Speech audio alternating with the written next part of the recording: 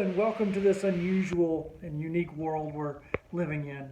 This world of, national lockdowns and state lockdowns and, who's essential services, who isn't, et cetera, et cetera. And just in general trying to fight off this world pandemic that's going on.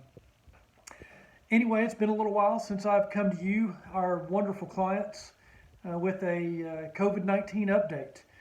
This update is going to let you know what has changed and what hadn't changed since the last update.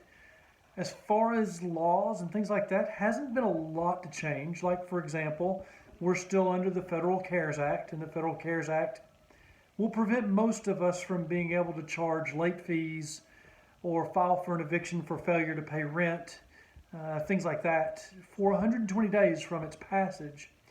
So keep in mind that is only for properties that are financed with either federally backed financing or financing that has been securitized by Fannie Mae or Freddie Mac.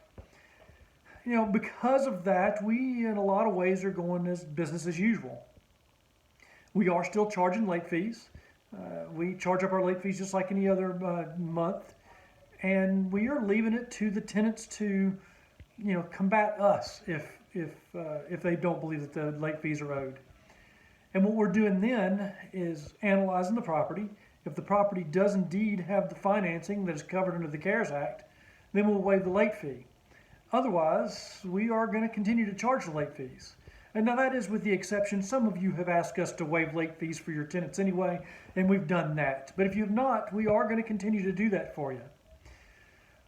Secondarily, if we do have problems with tenants, we remain in what we call Christmas mode. You've heard me talk about that in previous updates. Every Christmas we have to go through this anyway. At Christmas they shut the courts down, so we can't do evictions then. So we go into an environment of negotiating with residents. We'd start doing payment plans, things like that. That's what we're doing now with those that are still delinquent and paying their rents, as we're in Christmas mode, because frankly we don't have any teeth right now. There's not a whole lot of choice we can do, so that's what we're doing right now. Some of our fears have been founded from our previous updates, some have not. For example, a big one that is not is April rent collections. April rent collections went very smoothly. I'm happy to report that. As of the late period date, which was the 5th of the month, rent collections were almost 84%. Now we are at the 22nd of the month. We are at 91.09% collected. Now, granted, that still leaves us 9% that is uncollected, but given the amount of Class C properties that we manage, that's not a bad number. Actually, it's a pretty outstanding number. It's a pretty typical number.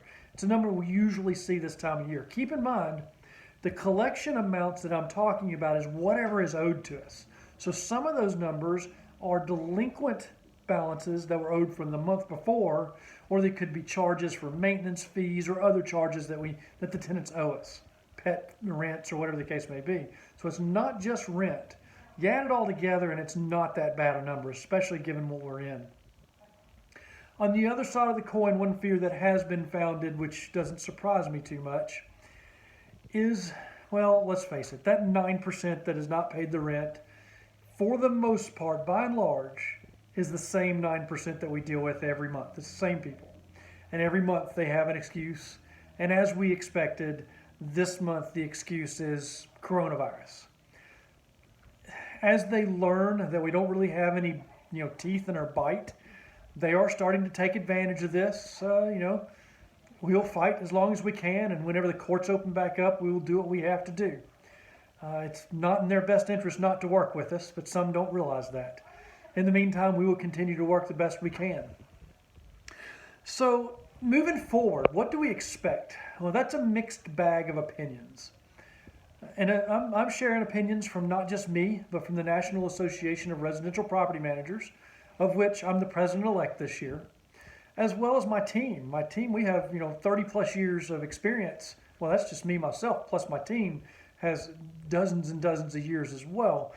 Based off of our experience, which is very limited in international pandemics, obviously, but nevertheless, we've got a lot of experience going here. Based on that, these are kind of what we've wrapped up in our opinions. For starters, on one side of the coin, given the fact that the governor of Tennessee has decided to reopen the state May 1st, and the fact that residents have received their stimulus checks in April and unemployment insurance kicked in April, some of us suspect that maybe May rents and moving forward should not be any more difficult than any other month. On the other hand, there are people that have the opinion that a lot of people blew everything they had just to make April's rent and pay for their groceries and, kids and whatever else they've got on their budget each month. That because they've already blown it all, that it is going to make it difficult for us to collect. Bottom line, preparation.